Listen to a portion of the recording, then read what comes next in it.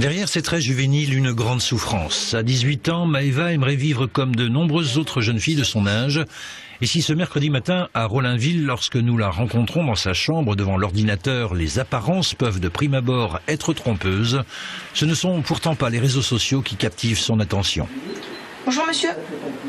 Maëva est élève en terminale S à Neufchâteau et cette vidéoconférence est pour elle le seul moyen, depuis sa chambre, de suivre à peu près normalement ses cours de philo et de maintenir ainsi un lien social avec ses camarades et professeurs. En cause, son dos et des disques vertébraux en très mauvais état. C'est arrivé petit à petit au début, j'avais mal seulement de temps en temps, en fin de journée, après une bonne journée de collège, j'avais un petit peu mal mais c'était vraiment léger et voilà, seulement occasionnellement. Et puis ça s'est dégradé petit à petit, aujourd'hui j'ai mal tout le temps, 24 heures sur 24. Elle est en permanence sur morphine, c'est jour et nuit qu'elle a ses douleurs, c'est 24 heures sur 24, ça la réveille ou alors ça l'empêche de dormir, ce qui fait que parfois elle dort que 2 heures par nuit, donc le lycée elle ne pouvait plus du tout gérer.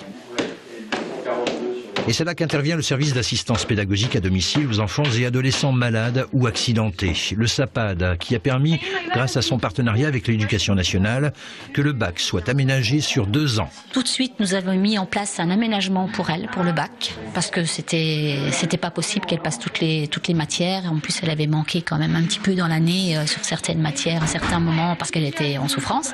Donc, nous avons tout de suite sollicité 2 enseignants bénévoles de l'association retraitée qui avait beaucoup de temps à donner pour préparer les matières qu'elle allait présenter l'année dernière au bac. Et cette année, outre 2 professeurs de son lycée qui l'aident à domicile, a été mis en place ce système de visioconférence, grâce notamment au partenariat financier de l'association liée à l'assurance scolaire, MAE Solidarité. C'est tout naturellement qu'on a contribué à participer à cette action qui nous semblait importante pour que Maëva, et d'autres bien sûr après elle, puissent continuer à avoir du lien social et être encore dans la classe, bien que déscolarisée. Donc ça nous semblait effectivement important. Donc on a mis tout en œuvre pour que ça réussisse, quoi. Le résultat est là, ça marche. Ça s'est bien passé? Ouais, ça a été, ouais. Face à de nombreux avis médicaux et partagés, sinon perplexes, l'amertume d'une jeune fille qui voudrait simplement vivre normalement et envisager l'avenir un peu plus sereinement. Je me suis inscrite dans pas mal d'écoles pour faire un BTS audiovisuel.